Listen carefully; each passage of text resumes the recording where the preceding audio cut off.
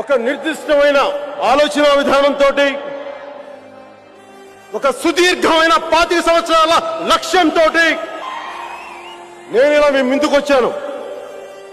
Party పెట్టాను. దాని పేరు జనసేన. జనసేన. నేను ఎప్పుడు ఒక రాష్ట్రం కోసం కలగనలేదు. నేను నా దేశం కోసం కలగాను. I want to serve my nation. ఎందుకంటే నేను విశ్వనరుడిని. యువత తాలూకు భావోద్వేగా నేను అర్థం చేసుకోగలను. నాకు ఇంకా ఆవేదన, కోపం ఉండబట్టే నేను పార్టీ పెట్టాను. భావజాలంతో వచ్చిన వ్యక్తులే పార్టీలో నిలబడతారు, కానీ భావజాలంతో రాని వాళ్ళు వెళ్ళిపోతారు ఇక్కడి నుంచి. కులాల పేరు మీద దూషించే అలాంటి వ్యక్తుల మీద బలమైన పోరాటం చేయగల యువత కావాలి. వాళ్ళకి అండగా నిలబడటానికి నేను జనసేన పార్టీ పెట్టాను. కానీ నాకు ధైర్యం, ఒక డేరా వేసుకొని కూడా టెంట్ వేసుకొని కూడా రాజకీయాలు చేయగలను. నాకంత గుండె ధైర్యం ఉంది. నన్ను అడిగారు చాలా మంది, ఎంతకాలం నడుపుతావు ఈ పార్టీని అంటే, మీలో నుంచి ఒక నలుగురు వచ్చి నన్ను మోసుకెళ్లే వరకు నడుపుతాను.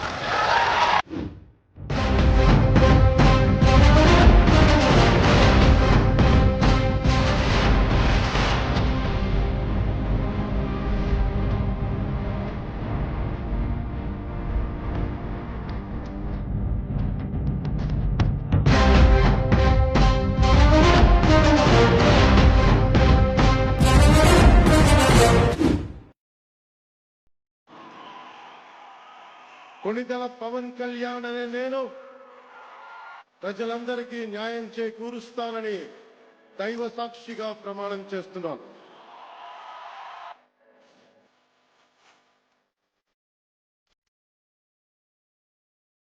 ఒక ముక్కలో చెప్తున్నా, కానిస్టేబుల్ కొడుకు పెట్టిన పార్టీకి సైకిల్ మెకానిక్ కొడుకు వచ్చి మాట్లాడుతున్నాడు. ఇది విజయం. మళ్ళీ హేమావతి నుంచి రావడానికి మా ఊరికి రోడ్ లేదు. మళ్ళీ గున్యాలి నుంచి మా ఊరికి రావడానికి కూడా రోడ్ లేదు సార్. మొత్తం చాలా ఇబ్బంది పడుతున్నాం. చేస్తాం. Thank you so much sir.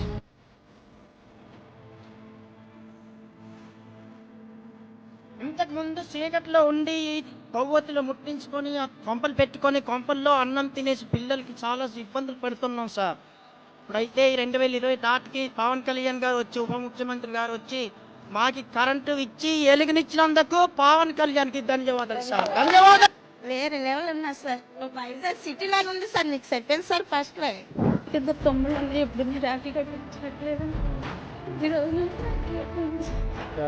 ఇద్దరు అమ్మాయిలు చాలా సంతోషంగా ఉన్నారండి. నాకు అన్నదమ్ములు అట్లా ఎవరు లేరండి. ఇదే ఫస్ట్ ర్యాంక్ అని.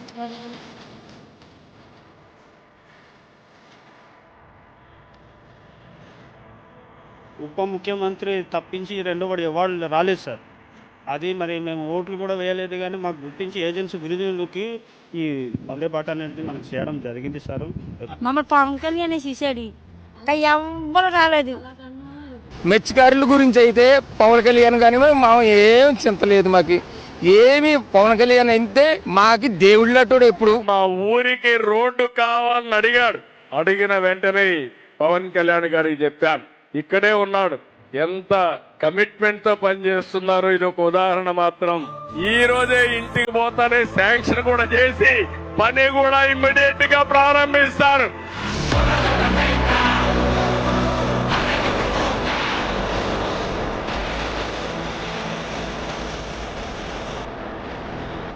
పంచాయతీరాజ్ శాఖ అని ఒకప్పుడు అనుకునేవారు సార్.